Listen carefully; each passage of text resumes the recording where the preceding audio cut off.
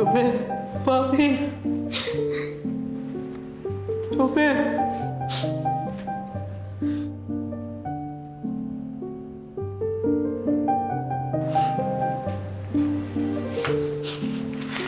Miss, nagkakamali ka yata ng pinuntahan. Burol to! Bakit?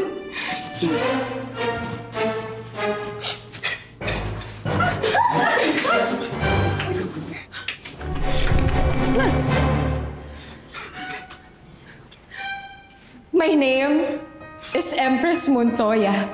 I am the fiancé of John Joven Ferrer. Ikakasal na kami dapat. Nag-propose na siya sa akin yesterday, but this happened! Oh, Joven! Joven! Joven, why did you leave me? Teka! Tingnan mo cosplay! Tigil ang burol! Joven! Joven! Hi, I'm Serena Montes. I'm Joven's fiancé. Excuse me? Who are you? I'm speaking on a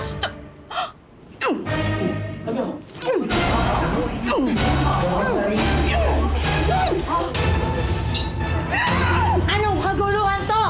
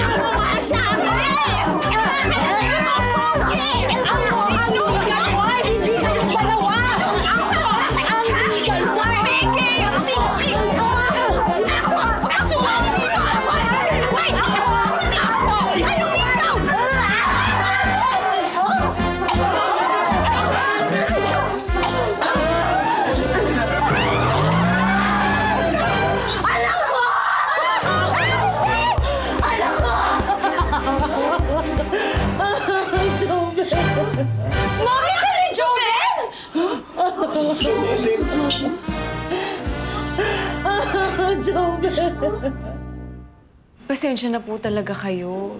Nadala lang naman po ako ng emosyon ko eh. Hindi ko naman po alam na kayo pala po yung mama ni Joven. Ako din naman po, ma'am. Pero po kasi, di ba, kung kayo din naman po yung nasa kalagayan ko, tapos malalaman ninyo may ibang babae sa buhay ng mahal nyo, di ba? Parang gusto nyo naman talagang sakalin. O tagain. Like chop-chop. O kaya bubusan ng asido sa mukha. Enough! Matagal din akong wala sa buhay ng anak ko.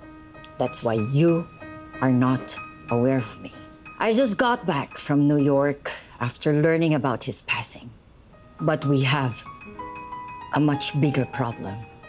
Kanina na lang mapupunta ang lahat ng pag-aari ng anak ko. My Joven. Kaya pwede ba, tigilan niyo na yung bangayan sa harapan ko! Attorney Cruz, papers please. 100 million pesos sa trust fund, 300 hectares of land sa Batangas, 5 sasakyan, 10 milyong piso na shares sa kumpanya niya, 5 townhouse sa Makati, 9 na condo unit sa BGC, 300 million pesos worth of jewelry and art collection.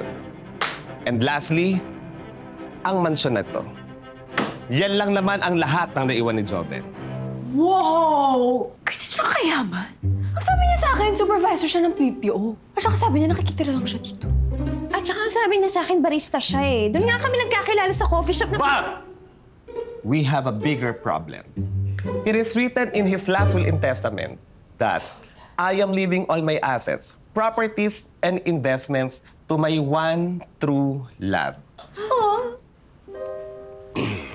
Walang pangalan. At bilang dalawa kayong naghahabol sa kanyang love and marriage proposal at entitled naman si Doña Elena sa lahat ng naiwan at kung anong meron si Joven, she gets to decide kung sinong dalawa sa inyo ang magmamana. Hindi naman ako pwedeng mag-decide agad-agad because I just met the both of you. So here's what we're going to do. Allow me to mourn for my son. And after the 40 days, I will decide kung kanino mapupunta ang lahat ng pag-aari ng anak ko. My Joven. Ilibing muna natin ang anak ko. Naintindihan niyo? Yes po, Yes, Mama, tita. Tita. Bisyosa.